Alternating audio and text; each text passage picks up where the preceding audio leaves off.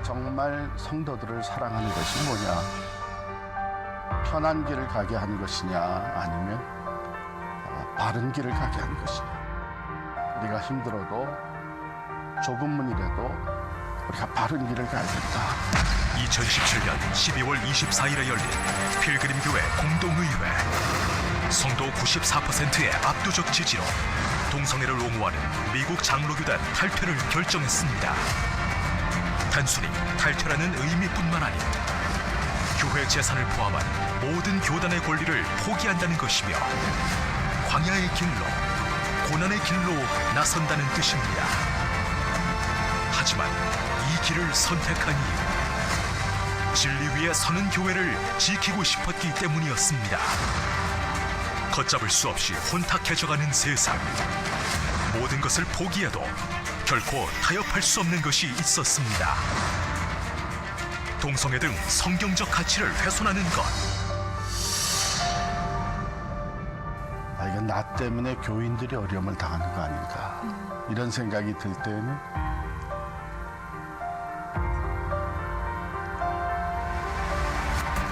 숱한 자책이 괴롭힐 때마다 성경으로 돌아가자는 결단을 선포했습니다.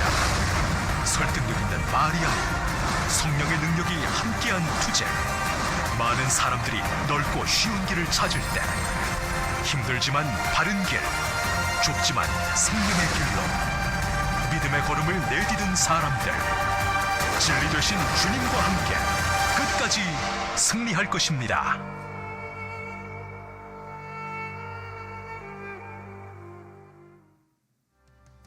(2025년) 봄 부흥회가 6월 6일 금요일 오후 8시 금요 성령 집회를 시작으로 6월 7일 토요일 오전 6시와 오후 7시, 6월 8일 주일 2, 3부 예배와 저녁 예배까지 부평성전과 주안성전 그리고 송도 예배처에서 드려집니다. 강사는 뉴저지 필그램 선교교회 담임 목사이신 양춘길 목사이며 우리가 가야만 하는 길이라는 주제로 하나님의 말씀을 전해주십니다. 성도들께서는 하나님의 풍성한 은혜를 기대하며 기도로 준비해 주시기 바랍니다. 주안성전 시니어 데이가 6월 12일 오전 10시 30분 주안성전에서 진행됩니다. 70세 이상 시니어 성도들의 많은 참여 바랍니다.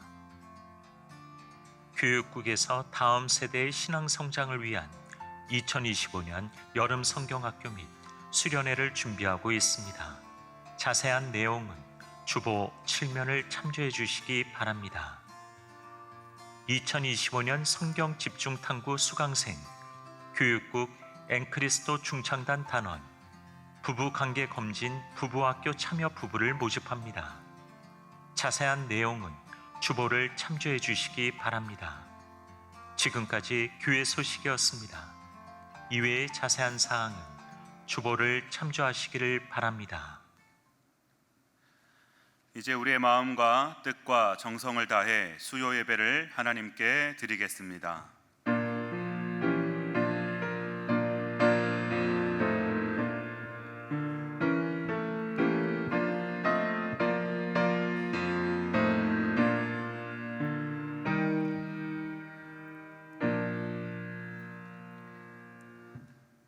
아버지가 아들을 사랑하여 주심같이 목자가 그 양떼를 인도함과 같이 우리를 사랑하시고 생명의 길로 인도해 주시는 하나님 아버지께 감사와 찬송을 올려드립니다.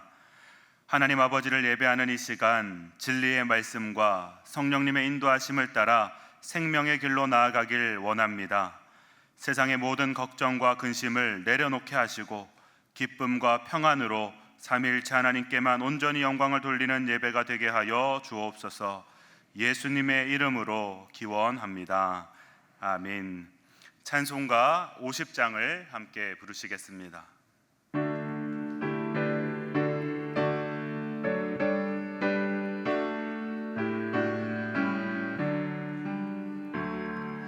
내게 있는 모든 것을 아낌없이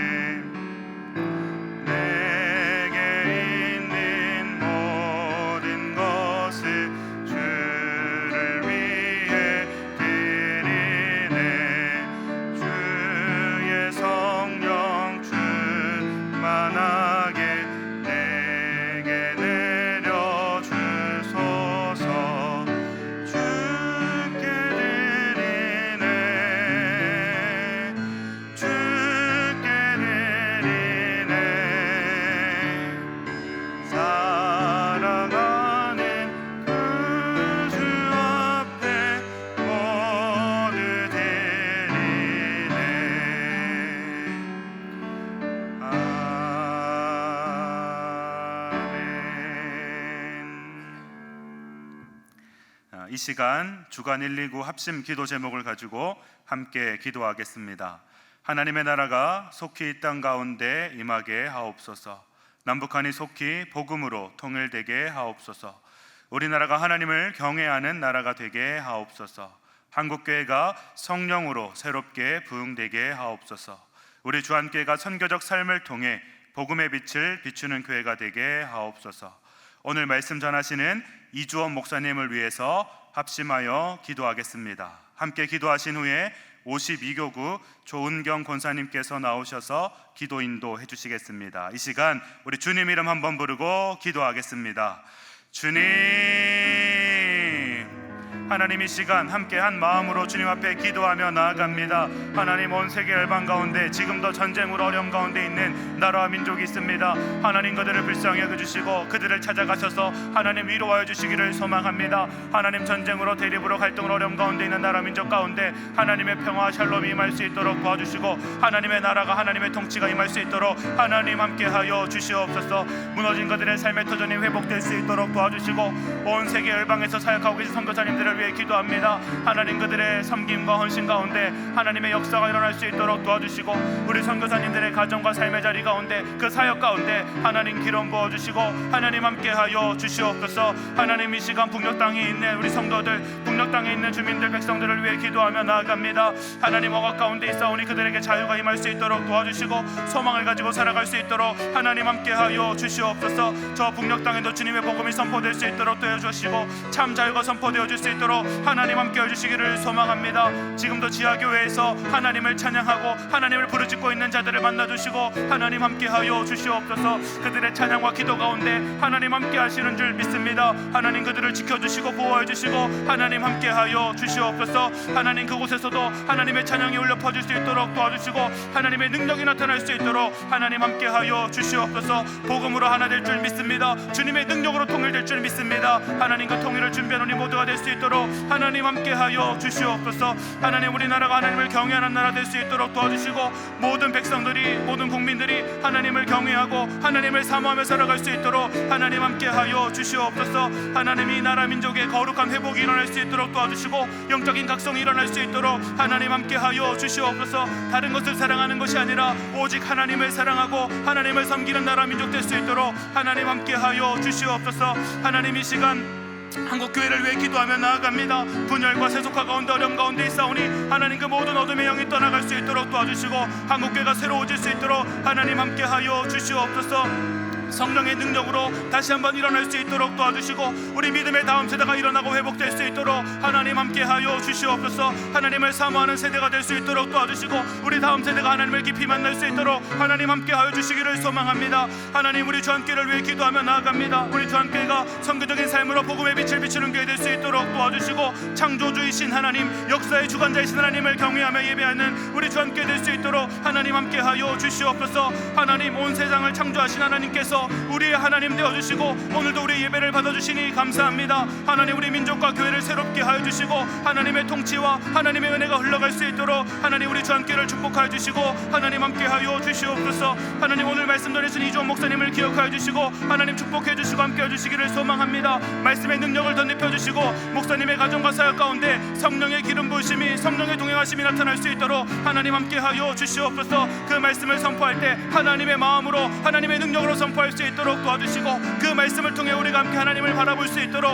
하나님 인도하여 주시옵소서. 말씀 가운데 함께 하실 주님을 기대합니다. 하나님을 찬양합니다. 하나님, 우리에게 친히 찾아오셔서 말씀하여 주시고 그 말씀 깨달아 살아갈 수 있도록 하나님 함께하여 주시옵소서.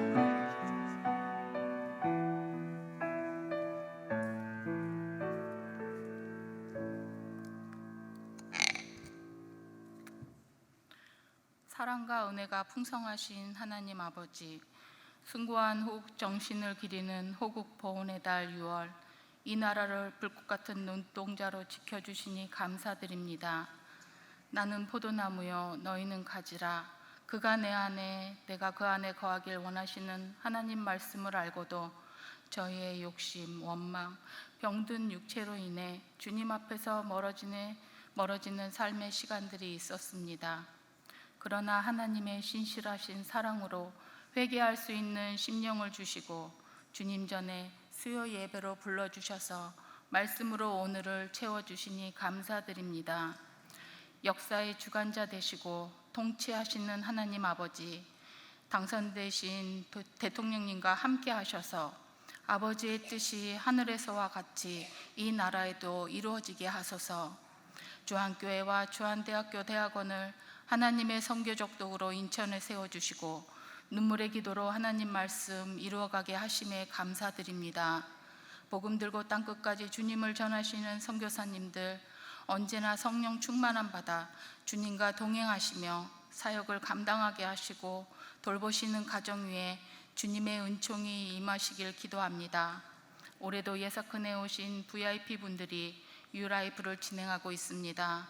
유라이프를 통해 말씀을 배우고 주님과 더 친밀해지는 은혜의 시간 되게 하옵소서.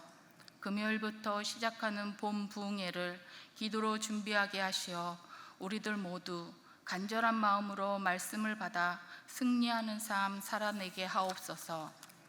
나계밀 원로 목사님 변함없는 사랑으로 채워주시고 형통의 복 누리게 하옵소서. 주승증 위임 목사님 성대를 보호하여 주시고 하나님의 뜻 이루시기에 부족함 없도록 성령님께서 권능으로 임하여 주옵소서. 부목사님들 성령 충만 말씀 충만 부어주셔서 맡겨진 사역을 통해 하나님의 눈물을 닦아드리고 하나님 마음에 합한 목사님들 되게 하옵소서. 성령님, 오늘 말씀 전하시는 이주원 목사님에게 성령의 능력으로 기름 부어 주시고 목사님의 사역과 가정을 축복하여 주옵소서. 인생에서 가장 먼 길이라는 제목으로 말씀을 선포하십니다. 선포되는 말씀을 듣는 이 시간, 이곳에 주님의 마음을 부어주시고 주님의 영을 부으시고 주님의 풍성함으로 채워주소서. 이 모든 말씀 십자가 사랑으로 사랑을 다 이루신 예수님의 이름으로 감사하며 기도드립니다. 아멘.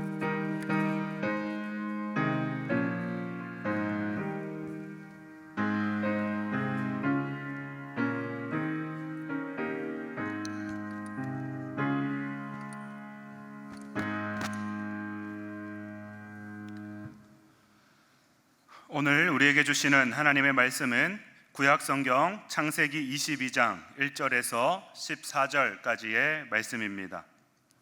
창세기 22장 1절에서 14절까지의 말씀입니다. 제가 가진 성경으로 구약 27쪽에 있습니다. 이제 하나님의 말씀을 봉독하겠습니다. 이 말씀을 봉독할 때에 살아계신 하나님의 음성을 다 함께 들으실 수 있기를 바랍니다. 하나님의 말씀입니다. 그 일 후에 하나님이 아브라함을 시험하시려고 그를 부르시되 아브라함아 하시니 그가 이르되 내가 여기 있나이다. 여호와께서 이르시되 내 아들 내 사랑하는 독자 이삭을 데리고 모리아 땅으로 가서 내가 내게 일러준 한 산 거기서 그를 번제로 드리라. 아브라함이 아침에 일찍 일어나 나귀의 안장을 지우고 두 종과 그의 아들 이삭을 데리고 번제에 쓸 나무를 쪼개어 가지고 떠나 하나님이 자기에게 일러주신 곳으로 가더니 제3일에 아브라함이 눈을 들어 그곳을 멀리 바라본지라. 이에 아브라함이 종들에게 이르되 너희는 나귀와 함께 여기서 기다리라. 내가 아이와 함께 저기 가서 예배하고 우리가 너희에게로 돌아오리라 하고 아브라함이 이에 번제나무를 가져다가 그의 아들 이삭에게 지우고 자기는 불과 칼을 손에 들고 두 사람이 동행하더니 이삭이 그 아버지 아브라함에게 말하여 이르되 내 아버지여 하니 그가 이르되 내 아들아 내가 여기 있노라. 이삭이 이르되 불과 나무는 있거니와 번제할 어린 양은 어디 있나이까. 아브라함이 이르되 내 아들아 번제할 어린 양은 하나님이 자기를 위하여 친히 준비하시리라 하고 두 사람이 함께 나아가서 하나님이 그에게 일러주신 곳에 이른지라. 이에 아브라함이 그곳에 제단을 쌓고 나무를 버려놓고 그의 아들 이삭을 결박하여 제단 나무 위에 놓고 손을 내밀어 칼을 잡고 그 아들을 잡으려 하니 여호와의 사자가 하늘에서부터 그를 불러 이르시되 아브라함아 아브라함아 하시는지라. 아브라함이 이르되 내가 여기 있나이다 하매 사자가 이르시되 그 아이에게 내 손을 대지 말라. 그에게 아무 일도 하지 말라. 내가 내 아들 내 독자까지도 내게 아끼지 아니하였으니 내가 이제야 내가 하나님을 경외하는 줄을 아노라. 아브라함이 눈을 들어 살펴본즉 한 순양이 뒤에 있는데 뿔이 수풀에 걸려 있는지라. 아브라함이 가서 그 순양을 가져다가 아들을 대신하여 번제로 드렸더라. 아브라함이 그 땅 이름을 여호와 이레라 하였으므로 오늘날까지 사람들이 이르기를 여호와의 산에서 준비되리라 하더라. 아멘. 네, 우리 말씀 위해서 잠시 기도하겠습니다. 사랑의 하나님, 감사합니다. 오늘도 우리에게 귀하고 복된 날 허락해 주셔서 하나님의 말씀 듣게 하시니 참으로 감사합니다. 오늘 우리에게 들려주실 그 하나님의 음성 가운데 귀 기울이는 시간 되게 하여 주시고, 부족한 종이 전하는 말씀을 통해서도 하나님께서 역사하여 주시기를 간절히 소망하오니 우리 가운데 은혜 충만한 시간 되게 하여 주시옵소서. 예수님의 이름으로 기도드립니다. 아멘. 네, 반갑습니다. 네, 주위에 계신 분들하고 잠시 좀 인사 나눌까요? 사랑합니다. 축복합니다. 네, 오늘도 네, 감사합니다. 네, 오늘도 하나님의 말씀을 사모하며 이 자리에 나오신 모든 분들에게 하나님의 사랑과 은혜가 충만한 시간 되시기를 간절히 소망합니다. 서울에서 부산까지 가장 빨리 갈 수 있는 방법이 무엇일까요? 네, 제가 청년일 때 청년부 담당하셨던 목사님께서 설교 시간에 이렇게 청년들에게 질문하셨습니다. 서울에서 부산까지 가장 빨리 갈 수 있는 방법. 그랬더니 여기저기서 대답을 하기 시작했어요. KTX 타고 가는 게 제일 빨라요. 아니야, 비행기 타고 가는 게 더 빨라. 여러 가지 대답들이 나왔습니다. 그런데 그 대답을 가만히 듣던 목사님이 이렇게 얘기하시는 거예요. KTX도 좋고 비행기도 좋은데 그건 정답이라고 얘기할 수는 없어. 도대체 무슨 얘기 하시려고 저러나 다들 귀를 기울이고 있었어요. 먼 길을 가는 데 있어서 가장 빨리 갈 수 있는 방법은 사랑하는 사람이랑 함께 가는 거야 라고 얘기하시더라고요. 잠깐의 정막이 흘렀습니다. 그리고 여기저기서 닭살이 돋는 듯 뭐예요? 막 이런 말들이 터져 나오기 시작했어요. 저도 처음에는 목사님께서 그렇게 대답하신 것을 듣고 참 낭만스러운 분이구나 라는 생각을 했습니다. 그리고 닭살도 살짝 돋기도 했어요. 그런데 곰곰이 생각해 보니까요, 그 말이 정말 맞더라고요. 사실 사랑하는 사람과 함께 어딘가를 간다는 게 물리적인 시간 자체를 단축시켜 주지는 않습니다. 그러나 그 마음 가운데 그 가는 모든 시간들을 체감상 아주 짧게 느끼게 만들어 주기에는 충분합니다. 사랑하는 사람과 동행한다는 것이 우리를 행복하게 만들어 주기 때문입니다. 그와 함께하는 시간 모두가 즐겁고 행복한 시간이라고 느껴지게 되면 그것이 지루한 것이 아니라 즐거운 시간이고 또 빨리 흘러가는 것처럼 느껴지게 된다는 것이죠.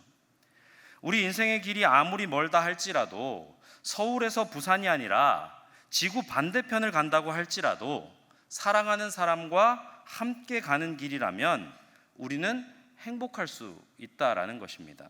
여러분도 그렇게 동의하십니까? 네. 그런데요, 사랑하는 누군가가 있다고 해서 또 우리 인생의 길이 늘 행복하지만은 않은 것 같습니다. 나를 사랑하는 가족들이 있고 또 함께 신앙생활하는 우리 공동체가 있지만 그럼에도 나만 홀로 있는 것처럼 느껴지는 시간들이 순간순간 찾아오기 마련입니다. 주변 사람들의 도움도 아무런 유익이 없는 것 같아서 도와주겠다고 나서는 사람들조차 불편하게 느껴질 때가 있어요. 내가 좀 도와줄게. 아니, 됐어. 나 혼자 있고 싶어 라고 하는 경우들도 있다라는 거예요. 혼자 힘으로 헤쳐나가려고 할 때 그 길이 너무너무나도 멀게만 느껴집니다. 하지만 우리를 사랑하시는 분, 저와 여러분을 사랑하시는 분, 우리 주님과 함께 동행하면 험난하고 고된 인생의 여정도 얼마든지 힘차게 걸어갈 수 있게 되는 줄로 믿습니다. 안 믿으세요? 믿으시죠? 그러니 우리 인생에는요, 주님이 꼭 필요합니다. 주님이 꼭 필요해요. 아브라함은 인생의 나그네 길을 열심히 걷고 또 걸었던 사람이었습니다. 창세기 11장 후반부를 보면요, 자신의 고향이었던 갈대아 지역의 우르라는 지역으로부터 떠나는 장면이 기록되어 있습니다.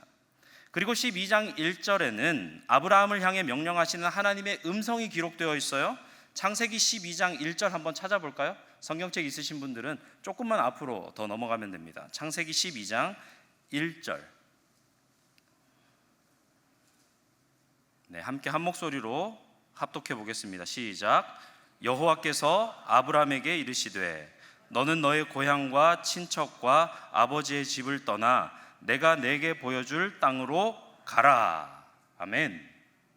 히브리서 11장은 이 장면을 두고 아브라함이 갈 바를 알지 못한 채 믿음으로 그 길을 떠났다라고 우리에게 알려주고 있습니다.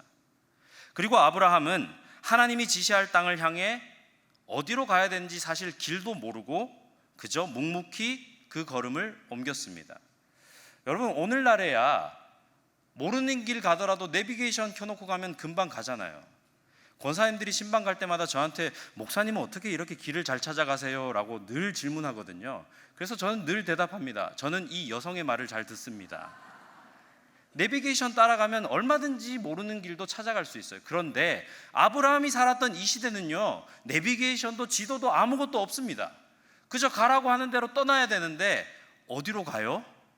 그 질문이 마음속에 계속해서 있었을 거예요.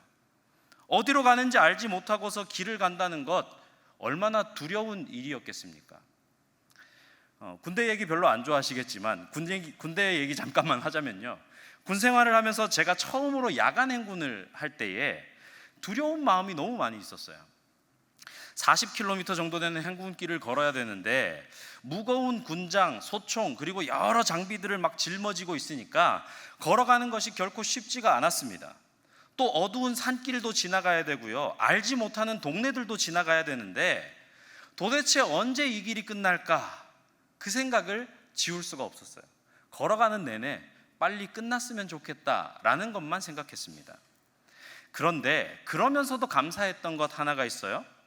선배들 이야기, 선임들 이야기를 들어보니까 그 길이 도대체 어떻게 돌고 도는지 알 수는 없어도 분명히 도착점이 있다, 끝나는 시간이 있다라는 이야기를 해주더라고요. 그게 감사했습니다. 근데 이 길의 끝, 행군 길의 끝이 군생활의 끝은 또 아니잖아요. 그건 좀 별로였지만 그럼에도 불구하고 이 행군만 끝나고 나면 막사에 들어와서 내가 쉴 수 있구나라는 걸 생각하니까 그래도 마음이 조금은 편해지더라고요. 그런데 아브라함이 걸어야 했던 길은 이등병이 걸었던 야간 행군과는 차원이 다른 길이었습니다. 심지어 아브라함은 광야의 길을 걸어야만 했기 때문에 삶과 죽음의 경계를 넘나드는 수많은 위험과 어려움들을 지나가야만 했어요. 광야길이니 얼마나 위험했겠습니까? 그리고 결국 하나님이 허락하시는 땅 가나안으로 들어가게 됩니다. 험난한 여정이었어요. 그런데 아브라함의 소유는 점점 불어났다라고 성경은 기록하고 있습니다. 또한 하나님의 은혜로 그렇게 간절히 바라던, 소망하던 아들을 100세라는 말도 안 되는 나이에 얻게 되었습니다. 자기네들도 얼마나 이게 말이 안 되냐 느꼈는지 이름을 이삭, 웃음이라고 지어버렸어요. 야, 이거 도대체 말이 되는 일이야? 라고 생각한 거예요. 그러면 이제 아브라함은 고생 끝, 행복 시작, 이렇게 되면 얼마나 좋았을까요? 이렇게 생각해 볼 수도 있을 만큼 하나님의 은혜를 입었다는 겁니다. 그런데 오늘 본문을 보면요, 하나님께서는 아브라함에게 또 다시 길을 걸어가라 라고 명령하셔요. 이번에는 아브라함과 그의 아들 이삭이 함께 걸어가야 할 길이었습니다.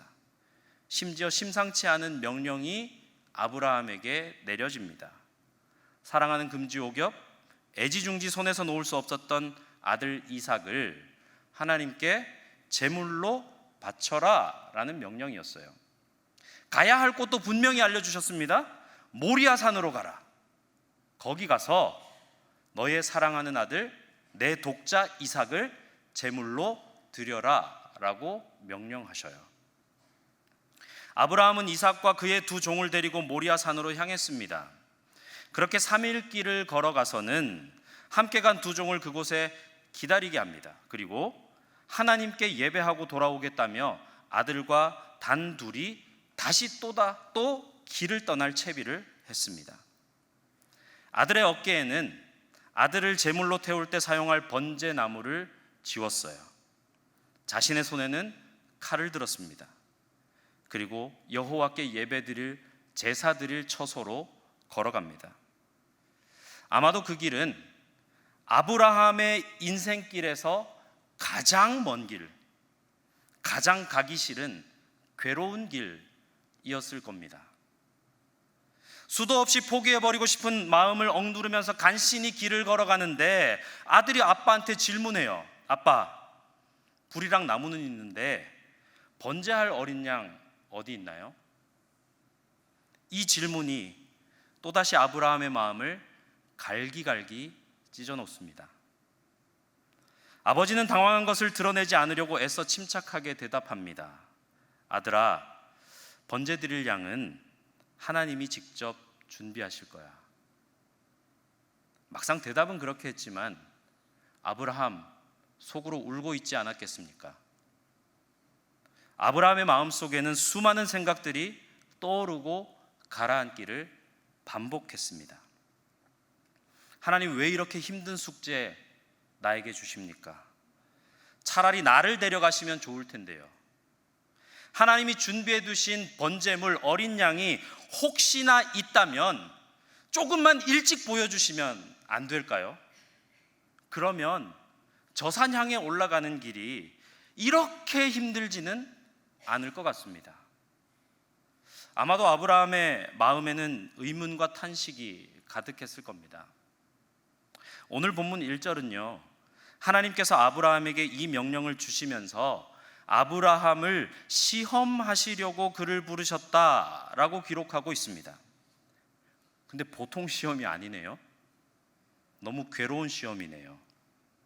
고대 근동 지방에서는 아들, 특별히 장남에 대한 인식이 남달랐어요. 우리나라도 유교 사상 때문에 아들을 선호하고 했던 그런 민족 중에 하나이긴 하지만 이 근동 지방의, 고대 근동 지방의 아들에 대한 애착과 애정은 정말로 특별했다라는 겁니다. 개인과 가문의 모든 희망과 꿈은 오직 장남에게 걸려 있었어요.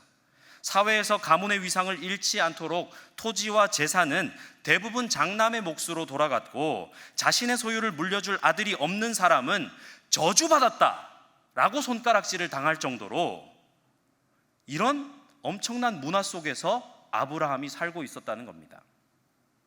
이런 상황 아래에서 이삭은 아브라함의 전부나 다름없는 존재였습니다. 물론 하나님도 이 사실을 알고 계셨어요. 하나님은 그래서 그 아들을 두고 그냥 이삭이라고 부르지 않으시고 내 아들, 내 사랑하는 독자라고 콕 집어서 부르셨습니다.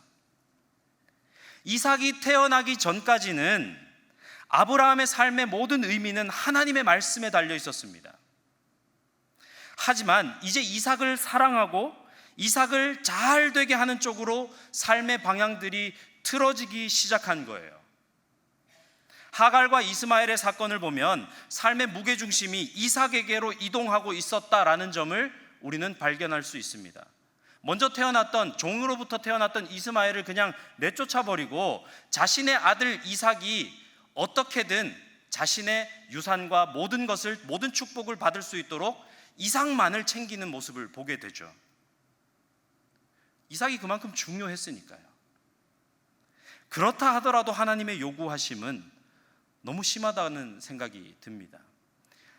아브라함의 관심이 이삭에게로 쏠리는 것처럼 느껴졌을 때 하나님께서 시험하셨다 하더라도 이 시험은 너무 심한 것처럼 느껴진다는 거예요. 줬다가 뺏는 거 반칙이잖아요. 그렇지 않습니까? 당연히 사랑해야 할 내 자식, 나로부터 태어난 이 자식은 사랑하지 말라고 해도 당연히 사랑할 수밖에 없는 자식이잖아요. 그 자식이 내 삶의 중심에 들어와 있다고 해서 그것을 두고 하나님 질투하신다면 그거 하나님 너무한 거 아닙니까? 라고 우리 생각할 수 있잖아요. 저만 그렇게 생각합니까? 여러분도 그런 생각하고 계시죠? 하지만 여기서 우리는 하나님의 의도를 깊이 묵상해야 합니다. 하나님은 아들을 사랑하지 마라, 아들을 사랑하면 안 된다 라고 말씀하신 것이 아니에요. 사랑의 대상, 내가 사랑하고 있는 이 대상을 가짜 신으로 둔갑시켜서는 안 된다라고 말씀하고 계십니다. 제 아무리 눈에 넣어도 아프지 않을 자식이라 하더라도 그가 하나님의 자리를 대신해서 차지할 수는 없다라는 것을 기억하도록, 새기도록 하나님께서 아브라함을 시험하셨던 겁니다. 그럼에도 불구하고 사람의 목숨으로 제사 드리는 것 그렇게도 싫어하셨던 하나님께서 아브라함에게 이 아들 이삭의 생명을 요구하시는 것은 하나님 스스로를 모순된 존재로 만드는 것 같다라는 생각이 들기도 합니다. 그런데 외아들의 생명을 취하겠다는 하나님의 말씀은 아브라함에게는 비합리적인 모순이 아니었습니다. 하나님은 그에게 이삭의 천막에 들어가서 잠자고 있는 아들 그냥 죽여라 라고 말씀하신 게 아니에요. 아들을 번제로 바쳐라 라고 말씀하신 겁니다. 그것은 너의 삶, 너의 소유, 너의 사랑하는 아들마저도 다 나의 것이니 그것을 나에게 가져오라 라는 하나님의 시험이었습니다. 참으로 놀랍게도 많은 신학자들은 신학의 출발을 절망이라고 말합니다. 절망에서부터 신학이 출발한다고 말해요. 나는 인간인데 인간이기 때문에 하나님을 온전히 알 수 없다는 절망. 여러분도 그렇지 않나요? 여러분 하나님을 다 알고 계십니까? 하나님 정말 알고 싶은데 하나님을 다 알 수 없다는 것이 여러분들에게 절망으로 다가온 적이 혹시 있지는 않으십니까? 그 절망에서부터 하나님을 알아가는 눈이 열린다는 겁니다. 아브라함은 하나님에 대해 알 수가 없었습니다. 그리고 지금 이 상황 앞에서 무엇이 정답인지도 알 수 없었어요. 하지만 그래도 걸어갔습니다. 걸어가라고 하시니 걸어갔어요. 그런데 아브라함이 종들에게 했던 말에서 참으로 놀라운 것 하나를 발견할 수 있습니다. 5절 말씀을 우리 다시 한 번 더 한 목소리로 읽어볼까요? 오늘 본문 5절입니다. 함께 읽습니다. 시작. 이에 아브라함이 종들에게 이르되 너희는 나귀와 함께 여기서 기다리라. 내가 아이와 함께 저기 가서 예배하고 우리가 너희에게로 돌아오리라 하고. 아멘. 여러분 혹시 여기서 뭐가 이상한지 발견하셨습니까? 우리가 너희에게로 돌아오리라. 사실 아브라함도 어떻게 우리가 돌아오게 될지 확신도 못했고 어떻게 이 모든 일들이 일어날지 다 알지 못했습니다. 그런데 종들에게 우리가 너희에게로 돌아오리라 라고 말했어요. 산에 올라가면서 아브라함은 의지력과 또 자기 암시에 충만해서 내가 할 수 있다라고 말하지 않았어요. 그는 그저 하나님이 하실 거야. 다만 그 방법을 내가 모를 뿐이야 라고 생각하며 산을 올라갔습니다. 아브라함의 믿음은 맹신이 아니었어요. 나는 하나님이 거룩하시고 은혜로우신 분임을 알고 있다. 어떻게 하실지는 모르지만 분명히 이번에도 하나님이 그런 분이심을 나에게 보일 것이다 라고 말하고 있는 것입니다. 그런 믿음을 가지고 모리아 산으로 올라간 그는 그곳에서 여호와 이레를 경험하게 되었습니다. 번제물이 있었던 거예요. 숲풀 가운데 걸려 있었던 양을 발견한 거죠. 여호와 이레, 참 은혜로운 말이죠. 하나님이 준비하시고 예비하신다는 것이 우리에게 얼마나 큰 위로가 됩니까?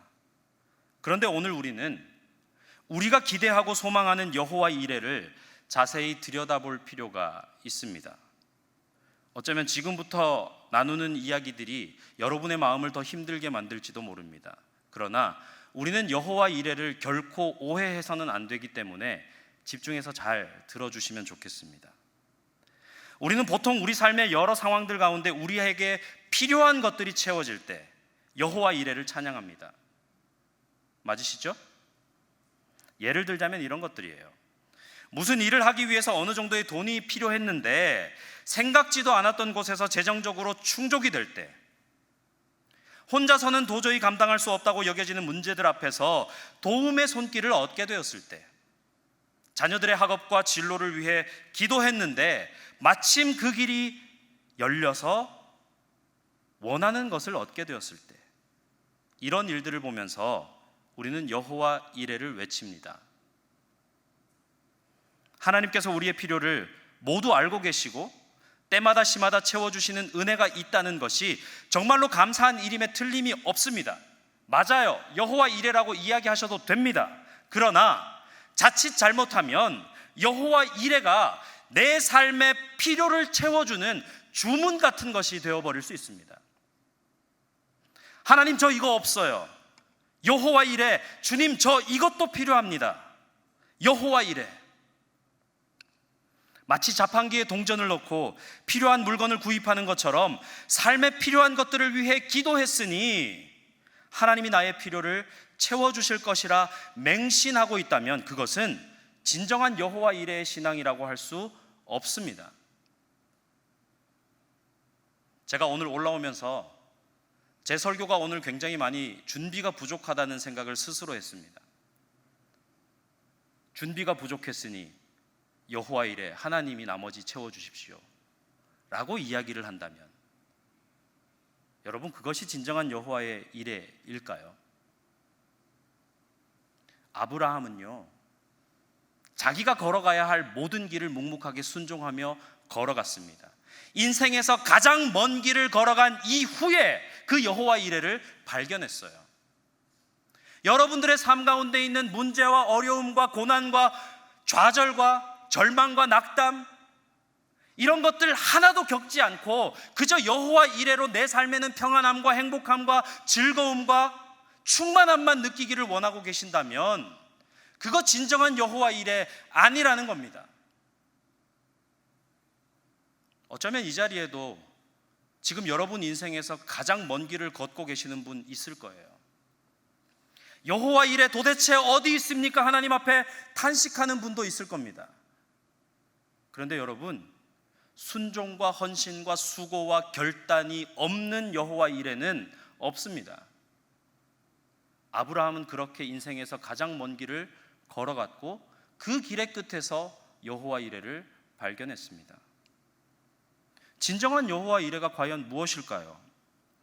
우리는 오늘 본문의 아브라함을 통해서 진정한 여호와 이레를 깨달을 수 있어야 합니다. 아브라함은 자신의 삶에서 가장 소중한 것을 하나님 앞에 드려야만 했어요.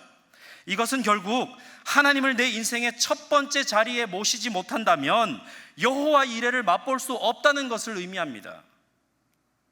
내가 알게 모르게 하나님보다 앞서서 생각하고 소중하게 여기는 것들을 다 내려놓아야 한다는 거예요.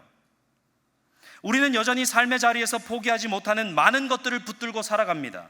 내 손에 쥐고 있는 것을 놓지 못하면서도 여전히 부족한 것들만 눈에 보여서 그것을 채우는 여호와 이레를 기대하고 살아갈 때가 있다는 거예요. 하지만 어느 한순간에 하나님께서 짠 하고 무언가를 허락해 주실 것을 바라면서 그것을 여호와 이레라고 생각하지 말라고 제가 계속해서 말씀드리는 겁니다. 시기적절하게 우리의 필요가 채워지고 그래서 우리의 삶이 풍성해지는 것을 두고 여호와 이레라고 말할 수 있겠지만 그것만을 여호와 이레라고 말할 수는 없습니다. 여호와 이레는 어느 한순간의 도우심이 아니라는 이야기예요. 인생의 가장 먼 길을 걸어가는 모든 순간에 여호와 이레는 함께합니다. 그저 우리가 영의 눈이 어두워서 발견하지 못할 뿐이에요. 하나님이 우리 삶의 가장 우선순위가 되시고 우리 삶의 한순간도 하나님 없이는 존재할 수 없다는 것을 깨달아야 진짜 여호와 이레도 경험할 수 있다는 겁니다. 사랑하는 성도 여러분, 저와 여러분 안에 혹시 이삭이 존재하고 있지 않습니까? 절대 내려놓을 수 없는 내 이삭. 우리는 그 이삭을 내려놓아야 합니다. 지금 자식 내놓으라는 얘기하는 게 아니고요. 우리가 알게 모르게 하나님보다 우선으로 생각하고 있었던 모든 것들이 오늘 저와 여러분의 이삭입니다. 힘겹게 얻어낸 재물이나 명예, 가족이나 인간관계, 자존심, 때로는 내 삶에서 결코 포기하지 못하는 신념, 앞으로 이렇게 저렇게 살면 될 것이라는 계획들, 이 모든 것들이 우리에게는 이삭이 될 수 있습니다. 심지어 우리의 신앙의 방식마저도 우리의 이삭이 될 수 있습니다. 이스라엘은 열심히 제사를 드렸고 때에 맞춰 금식을 했어요. 그러나 선지자 이사야는 그저 너희 손에 피만 묻히고 있다, 그것은 하나님이 기뻐하시는 금식이 아니다라고 선포했습니다. 내 방식대로 믿음의 생활을 한다고 했지만 하나님이 받으시는 것들이 아니었다라는 이야기입니다. 하나님은 이 모든 것들이 하나님보다 앞설 수 없다라고 우리에게 말씀하고 계셔요. 예수님은 이것을 자기 부인이라고 표현하셨습니다. 누구든지 자기를 부인하고 자기 십자가를 지지 않고서는 제자가 될 수 없다라고 우리에게 말씀해 주셨습니다. 자기 자신을 부인한다는 것 결코 쉽지 않습니다. 내가 나의 길을 포기해야 하는 것처럼 느껴지기 때문입니다. 하지만 주님께서 우리에게 자기 부인을 말씀하신 것은 나 자신을 완전히 포기하라는 게 아니에요. 그것은 나 자신이 하나님의 자리에 설 수 없음을, 그렇기 때문에 하나님보다 내가 우선될 수 없음을 깨달으라는 요청입니다. 돈 때문에 이리저리 끌려다니는 우리의 나약함을, 결코 굽히지 못하는 자존심 때문에 힘겨워하는 우리의 교만함을, 양보할 수 없는 신념 때문에 다른 사람들을 포용하지 못하는 우리의 사랑 없음을, 다른 사람은 몰라도 저 사람만큼은 내가 용서할 수 없다라고 말하는 나의 완고함을 정직하게 들여다볼 수 있어야 합니다. 그리고 이런 것들이 하나님보다 더 소중한 위치에 있다면 저와 여러분은 그것들 다 내려놓아야 합니다. 아마도 이 모든 것을 내려놓는 길이 바로 우리 인생에서 가장 먼 길이 될 겁니다. 왜 하나님은 우리에게만 희생과 포기를 강요하시는지 궁금할 때도 있을 거예요. 하지만 잘 생각해 보면 하나님께서는 우리에게만 포기와 희생을 강요하시지 않았습니다. 하나님 스스로도 희생하셨어요. 그것도 상상할 수 없는 놀라운 희생을 하셨습니다. 하나님은 아브라함에게 모리아 산으로 가서 이삭을 바치라 라고 요구하셨습니다. 그러나 미리 준비해 두신 양을 발견하게 하셨고 그저 그만큼의 순종으로도 충분하다, 이제 네가 나를 얼마나 경외하는지 알겠다라고 말씀해 주셨습니다. 그런데 하나님은요, 아브라함이 사랑하는 독자 이삭이 바쳐졌어야 할 그 모리아 산에서 독생자 예수 그리스도를 십자가에 못 박히게 하셨습니다. 그 자리가 바로 그 자리입니다. 성경을 잘 읽어보면 이삭을 번제로 드려야 했던 모리아 땅에 솔로몬이 예루살렘 성전을 지었다라고 기록하고 있습니다. 그리고 예루살렘의 골고다에서 예수님은 십자가에 못 박히셨습니다. 이삭이 죽어야 할 그 자리에서 하나님은 독생자 예수 그리스도를 죽게 하셨습니다. 저와 여러분, 온 인류를 위한 제물로 예수님을 죽게 하셨어요. 예수님 역시 골고다 언덕의 십자가 길 걸어가시는 것이 인생에서 가장 먼 길이셨을 겁니다. 아브라함처럼 예수님도 하나님의 부르심을 받고 처절하게 씨름하셨어요. 겟세마네 동산에서 그분은 아버지께 다른 길이 있냐고 물으셨습니다. 하나님께서 하나님 아버지께 이 잔을 옮겨달라고도 요청을 했습니다. 하지만 끝내 하나님은 침묵으로 대답하지 않으셨어요. 그 침묵이 무엇을 말하는 것인지 예수님 잘 알고 계셨기 때문에 결국은 순종함으로 십자가의 죽음까지 스스로 걸어가셨습니다. 너무나도 힘든 길이었고 너무나도 먼 길이었습니다. 이 세상 누구도 감당하지 못할 가장 큰 희생으로 오늘의 우리에게 이르기까지 진정한 여호와 이레를 허락하신 것입니다. 아브라함은 그 땅의 이름을 여호와 이레라고 불렀습니다. 그리고 십자가의 길 골고다 언덕이 오늘 우리에게 여호와 이레의 장소가 되었습니다. 오랜 세월이 흐른 뒤에 예수님을 통해 진정한 여호와 이레를 동일한 그 장소에서 완성하신 것입니다. 내가 제물로 바쳐졌어야 할 그 자리에 하나님은 당신의 사랑하는 독생자 예수 그리스도를 어린 양으로 준비해 두시고 우리에게 여호와 이레를 보여주셨다는 이야기입니다. 그렇다면 저와 여러분은 하나님께서 우리를 위해 예비하신 예수 그리스도의 이 십자가 희생을 바라보면서 과연 어떤 것을 느끼고 깨달아야 하겠습니까? 이삭을 바치려는 결단을 보고서 하나님은 아브라함이 하나님을 사랑한다라고 칭찬하셨습니다. 그렇다면 우리도 하나님의 독생자를 죽기까지 내어주신 것을 보니 이제야 하나님이 나를 얼마나 사랑하는지 알겠습니다라는 고백할 수 있어야 하지 않겠습니까? 사실 이 고백만으로는 턱없이 부족합니다. 하나님 아버지의 사랑이 너무나도 놀랍고 커서 단지 말뿐인 입술의 고백만으로는 우리가 해야 할 일을 다 하지 못한 것 같은 느낌이 들 수밖에 없습니다. 하나님도 자신의 전부를 우리에게 내어주셨는데 우리도 하나님께 우리의 삶을 내어드려야 하지 않겠습니까? 그것이 아무리 멀고 험난한 길이라 할지라도, 우리 인생에서 가장 먼 길이 된다 할지라도 자기를 부인하고 우리 각자의 십자가를 지는 순종과 헌신의 결단이 있어야만 한다는 것입니다. 오늘도 우리는 함께 예배를 드리고 있어요. 말로만 하나님 사랑합니다 라고 고백하는 것, 그것은 온전한 순종, 헌신, 결단 아닙니다. 오늘부터 내가 교회 일 더 많이 하겠습니다 라는 그러한 마음의 다짐도요, 결코 진정한 순종이라고 이야기할 수 없습니다. 하나님은요, 우리의 진심을 원하세요. 우리의 모든 것을 받으시기를 원하셔요. 우리가 끝까지 붙들고 있는 바로 그것, 내 이삭을 내려놓기를 간절히 원하고 계신다는 것입니다. 오늘 내가, 그리고 우리 가족이, 혹은 우리 교회가 걸어가는 이 길이 어쩌면 우리의 인생에서 가장 어둡고 힘들고 먼 길이 될 수도 있습니다. 그리고 오늘 이 순간에 우리가 각자가 내려놓아야 할 이삭을 발견하고 그것을 내려놓기를 원하시는 하나님의 뜻이 있을 겁니다. 하나님은 우리를 괴롭히고 싶으셔서 인생에서 가장 먼 길 가라 등 떠미시는 분 결코 아니십니다.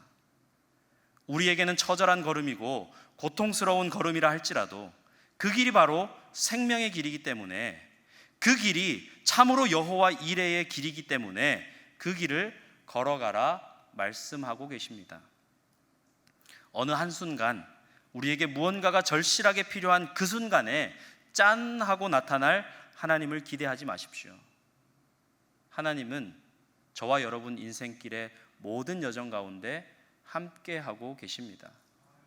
그리고 여러분의 인생의 가장 먼 길 속에서 여러분의 수고와 절망과 낙심과 또 헌신과 순종, 이 모든 것을 통틀어서 하나님만을 따르기를 간절히 원하고 계십니다.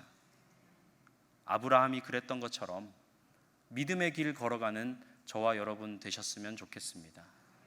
인생에서 가장 먼 길이라 할지라도 내 마음 가운데 절대로 이것만은 안 됩니다 라고 얘기하는 것들을 내려놓아야 하는 일이 있다 할지라도 하나님 앞에 내려놓을 수 있는 저와 여러분이 되시면 참 좋겠습니다.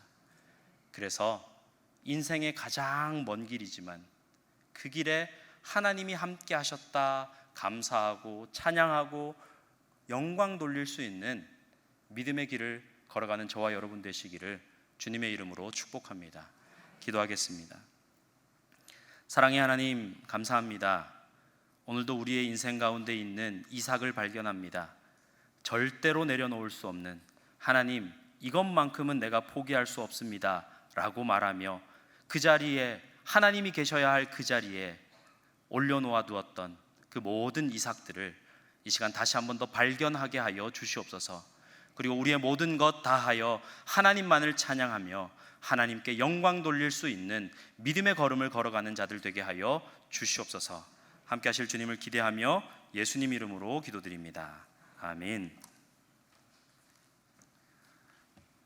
이제 다 함께 일어나셔서 찬송가 314장 찬송 부르시겠습니다.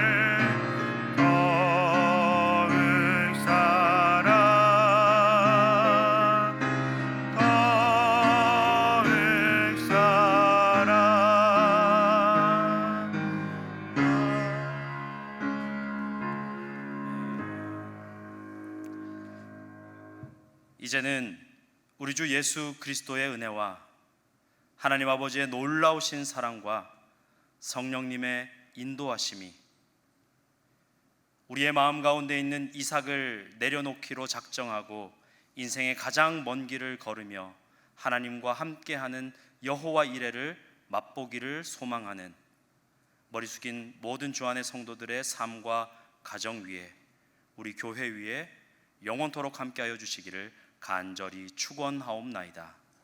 아멘.